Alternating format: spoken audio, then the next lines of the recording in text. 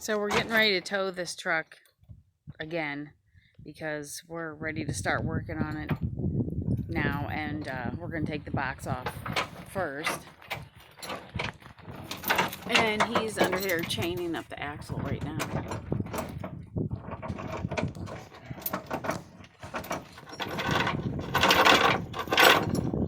The tires aren't sagging. You know, the spring sag. I hope it's not too windy. It's breezy today.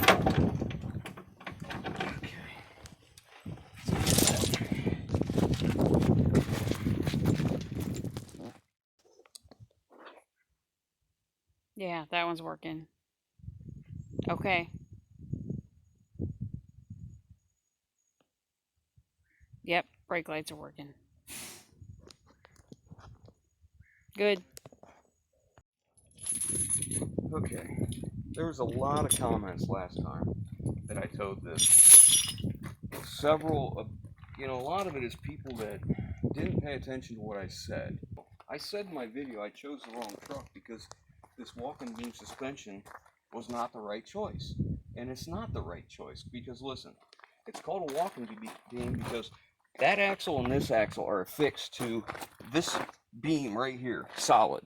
And it pivots right there to keep the weight even on either one. If you push up on this, it pushes down on that, you get great traction. This used to be a dump truck. This is great for a dump truck. In my video, I said the air ride would have been a better choice. I was talking about two completely different trucks and two specific trucks. So if I took the air ride one that I had, the pivot point on this one is right here. The air ride, the pivot point is clear back here. So effectively, the air ride was a single axle is what I was looking at. It moves this load, puts the pivot back here, which doesn't lift the front axle as much because you're putting more weight closer to the pivot. By having the pivot point here, we have it's like a seesaw. It's a lever. You have one pivot point, all right? So the farther that this comes out past this pivot point here, the more it lifts, right? If I move this in and you push on this, it's harder to lift. It's a very simple thing, but people wanted to get so wound out of shape saying that this walking beam suspension wasn't the problem. It is the problem. I'm going to take this off. I'm going to put it on a single axle air ride suspension, and it's going to work 1,000 times better and keep more weight on my steers. That was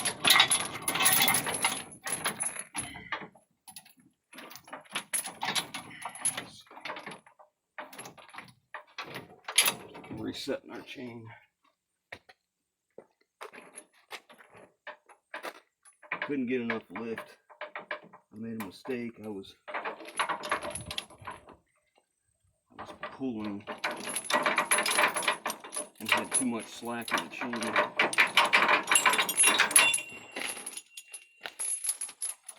Well, you needed to readjust them anyway, right? Because we were not on level ground, right? Yeah. Well, I mean, I still should have been able to do what I needed to do the way it was, but oh well. I should have been able to hook it up correctly, even on unlevel ground, but I just did that part wrong.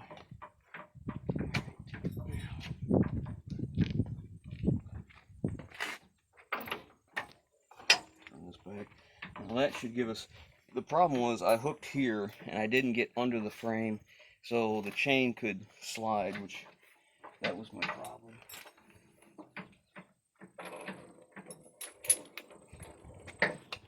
And again, all of our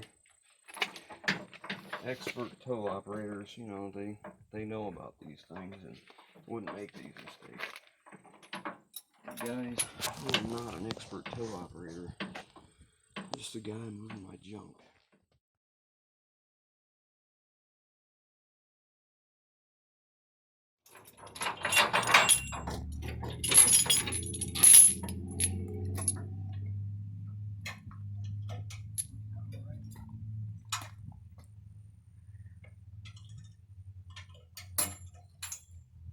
Store all our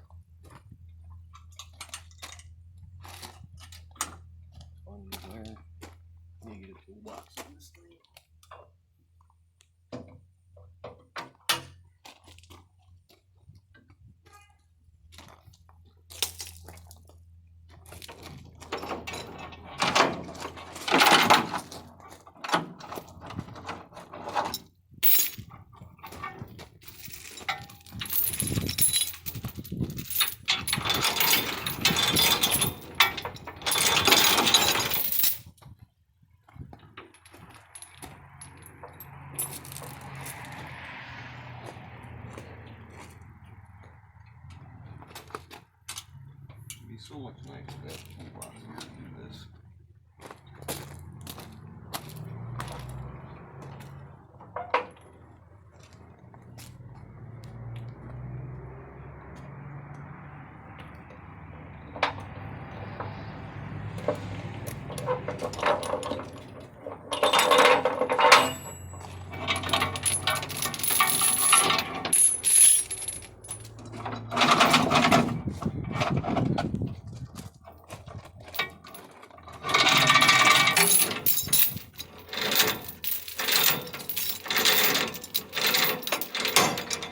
Drop this, we can get unhooked, and we're going to start cutting this. We're taking this box off today, so we got to cut everything loose.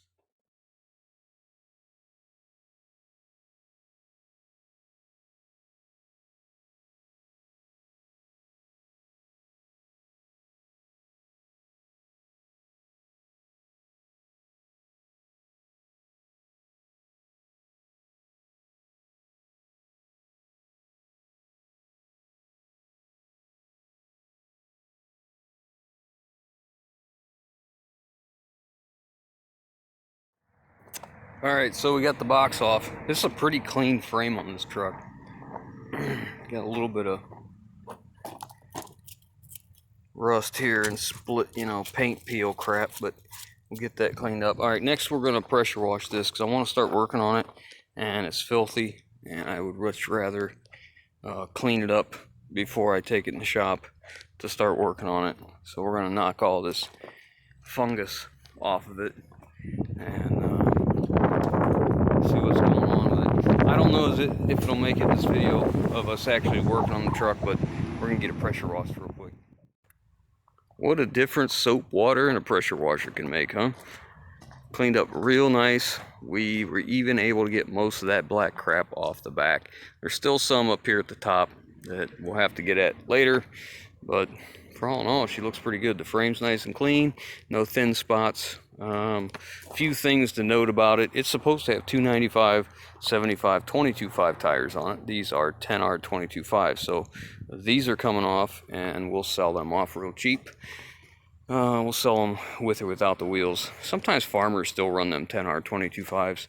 And the front has 11R 22.5s, which we'll be removing them also, but we'll be keeping these because they're in really nice shape.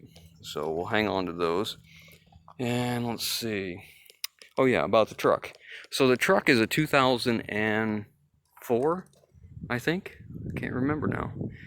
I have to look at the title. Anyways, 2003, 2004, one of those. Freightliner M2, and it is a C7 Cat, which you guys never see me buy those because I see a ton of them with engine problems. I've seen some with extreme blow-by, some with catastrophic failures, broken piston rings, broken pistons. I mean, I see a lot of that stuff, and this one has an engine troubles. This one supposedly only has injector problems, but when I looked at it, I just assume it needs a motor because that's probably more likely. It's got mid 200s, 250, 260, something like that on it. Allison automatic and air brakes. GVW is 25,950. I have plans for this truck, and they are not to make it a dump truck. However, spring ride, no DPF, no urea, none of that stuff. It'd be so easy just to move that axle forward and make a real quick dump truck. But that's not what we're going to do. This truck has an Allison 2000, and the rear end ratio is 586. So it's really up there. And my plans are, one, to do away with the spring ride suspension and go to air ride. And that's about all I'm going to tell you about that right now. But it's a good, clean truck. A lot of good things about it. The interior is nice. It's not all beat up. It's got a crack in the windshield. All the fiberglass is good, and dual aluminum tanks, all that stuff. But anyways, you have to look at that. Look for it in a future video when we start working on it. Now that we got the reefer unit off, that was the big thing. Get it over here and get the reefer unit off so that it will go into the shop to work on it. And it makes things much easier for what I have planned. Not to mention, we get some of our money back by selling off the reefer unit, which it is sold. So look for this in a future video. We're going to do some engine work to it, and we're going to do a lot of other stuff. So if you guys like it.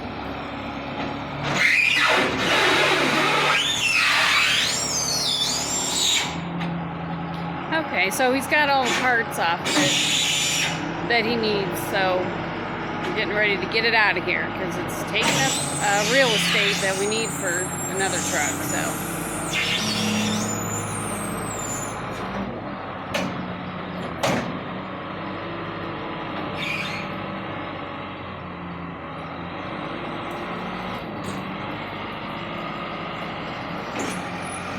Not much room to turn it around here, but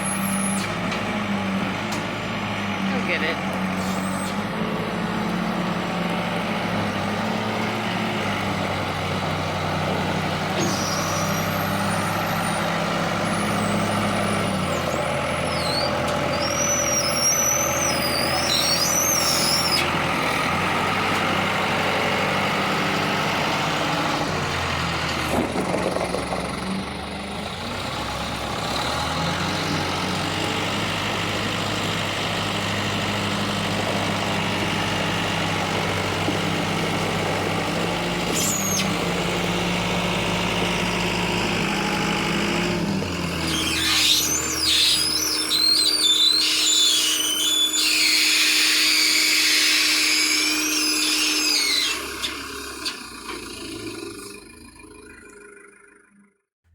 Okay, so when I tie the steering wheel, I use 2 ties.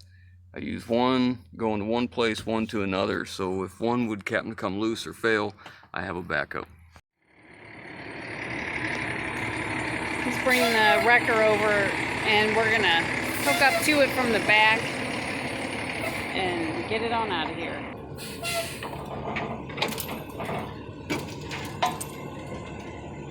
It's good.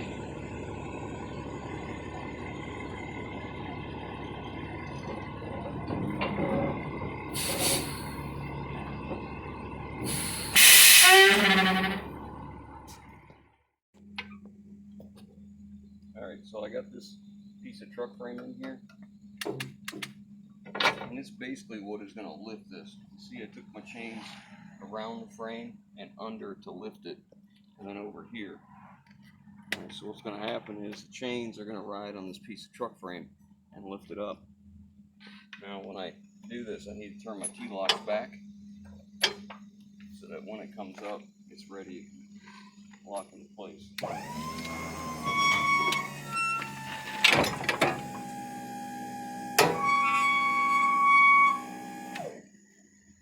Light bar's on. We've already checked all the lights. We have our light cord secured all the way down with bungee cords. And now let's talk about the setup here. Alright, so what we've done is I cut this off to get the hinge bolts for the rollback, so there's not a lot of frame here. So rather than just run this up against here, there's really not a lot to grab a hold of. We're getting too close to stuff, and there's nowhere for the chain to go, and I don't want the chain rubbing on stuff. I'd rather lift on a flat. So this came with the bed. They used it just like this, an old piece of truck frame. I'm going to add another one to the truck that's just a little bit taller and a little bit longer, because there's been a couple situations where I'd like to be a little bit taller. Doesn't have to be. You can see how this works. I'd also like to weld a stop out here so that it can't slide past. The chain can't slide. It would keep it like maybe just a 1/2-inch bar or something on the bottom. Anyways, not important, but we've got our chain set up, and a lot of guys said you need to wrap these chains, and I do when I can, but you have to realize this is a 1/2-inch chain. It's far more than we need for this, but it fits the throat well. So the purpose for wrapping the chain would be if you're going on and the tires, you go over a bump, railroad tracks, whatever, and the tires come up and lift the truck and take the load off that chain, it can come out.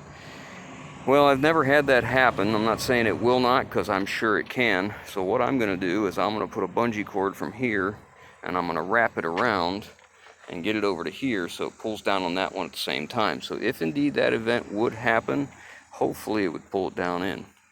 The safety chains are on. The way this is designed is they put a hole up here with a pipe so you can run your safeties through, and it was designed to go through here is how they used to use it. And under this bar wrap around the chain and take the slack out. You know, so that if it did happen, the safety chains, like if say it came loose from here, or one of these chains broke, or whatever the case, a pin broke, this one chain is a backup so that this truck stays with the tow truck. So I brought these chains up, and they're longer. I probably could have used one chain to go over to both sides because that's pretty common, but I chose to do it this way, and then I just bungee cord up in the middle so it's not in the pinch, but it's not dragging either. Again, I know I need to get some locking hooks. If I used it like most people do and I wrap the frame, come across and do the other side, frame hooks would be perfect. I've seen these frame hooks. I don't have any. I'll use what I have as safely as I can, that's for sure. Make sure it's safe. But now the next thing is, a lot of guys say, you know, that needs to be just a little bit below level. Not exactly level. If you hit something and it pushed this up, if it was level, if that tow bar was level, it could come up and push this to where it came up like this and took all the slack out of our chains here. Very possible. You can't see it in some of the videos. I mean, here it's obvious because there is quite a dip, but it always works when it's in its highest point to where it is just below level. I mean, not a lot, but just below. So it is what it is. Got my T-pins back the way they go, and the lights are on, the steering wheel's chained up. We checked all the lights, and we are ready to go. I'm just charging up my battery here. I don't have this tied into the truck battery right now because we're going to be taking this off and put on something else. So about this is the first time I've had to charge a battery after 8 tows. So not too bad at all. And several of those tows I have to take it up and down because, you know, my inexperience. But we're ready to go, so let's get on down the road, get this thing out of here so we can get back to work on some trucks. Well, we're finally on our way.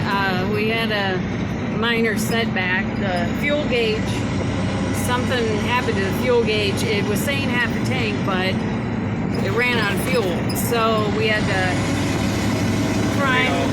Yeah, we had to tow it. We had to tow our tow truck with our GRADALL tow truck. Yeah. We'll insert a picture right here.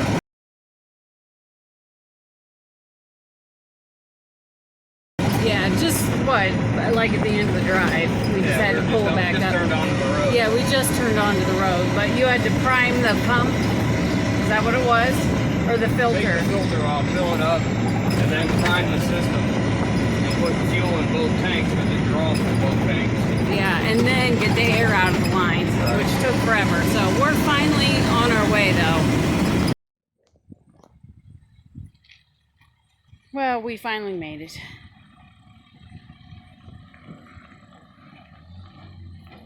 Just seems like it took forever with the issues that we had.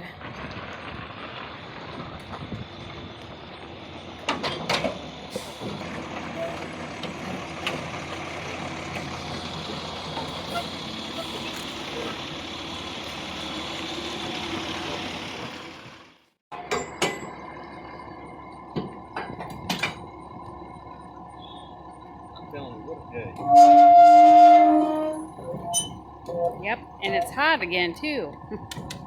Had a few cool days. It was nice. These things, the brakes are not changed.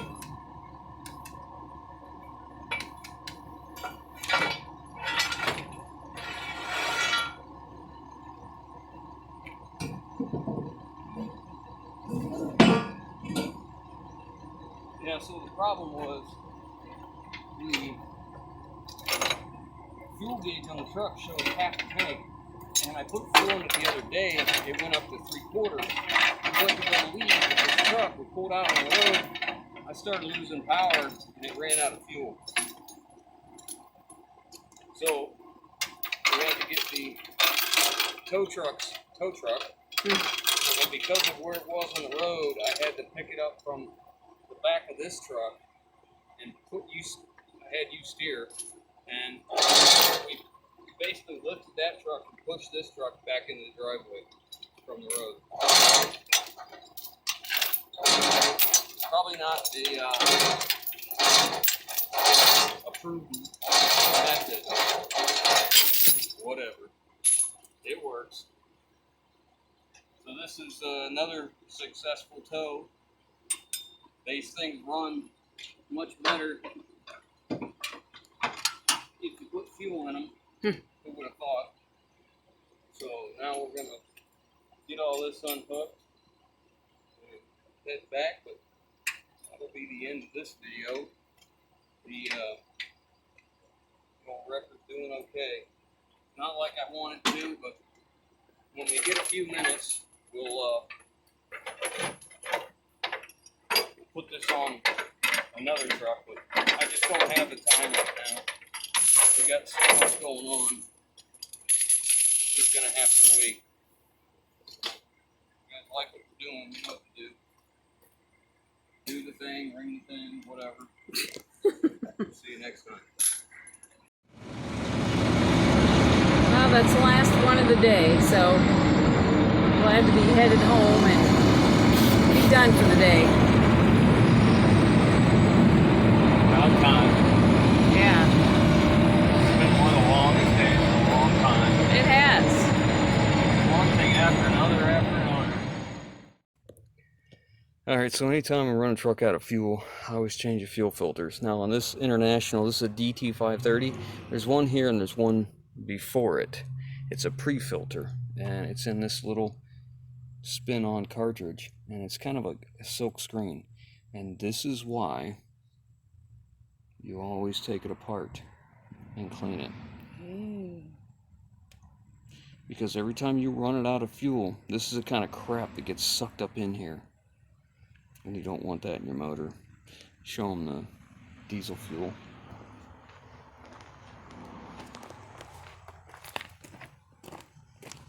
As a matter of fact, let me have it. I'll show you. I'm going to pour this back in the filter and show you the dirt in the bottom. Can't see it yet. It's pouring out as we go. Look there, you can see, get close. See the dirt in the fuel? Yeah, I see some chunks. Ooh, I see a bunch of stuff. Alright, so all that is what made it past this silk screen and would make it into your injectors. Look at that.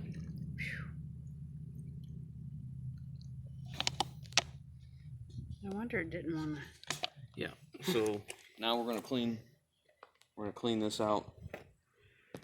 I will take brake parts cleaner and clean all this garbage off of here. And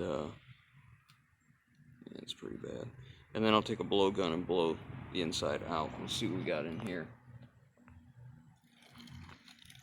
That's not too bad.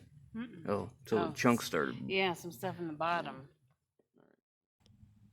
Alright, so I took what I did was take a blue towel and I twisted it like this and shove it all the way down in here as far as I can get it until it reaches the bottom, so it holds the screen. I mean, I'd like to just get a new one, but you know, it's Sunday afternoon. I'm not gonna get it. So I shoved this all the way down in, took a toothbrush in here and cleaned up in between, and then I took a blowgun and went inside and blew the crap out.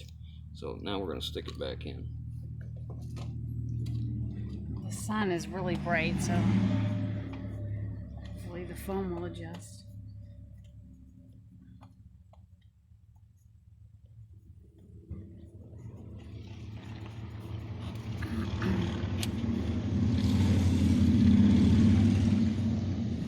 Primer's in front of it.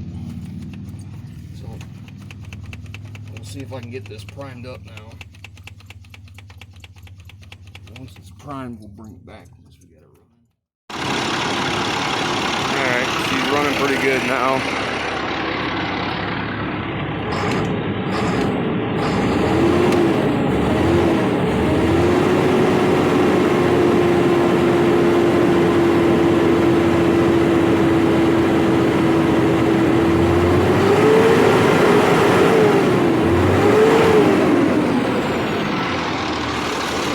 Alright, so I'll let this idle here for a while, then I'm going to take it for a test drive, make sure that everything's sealed up, I don't have any leaks, and it's actually drawing fuel from the tanks.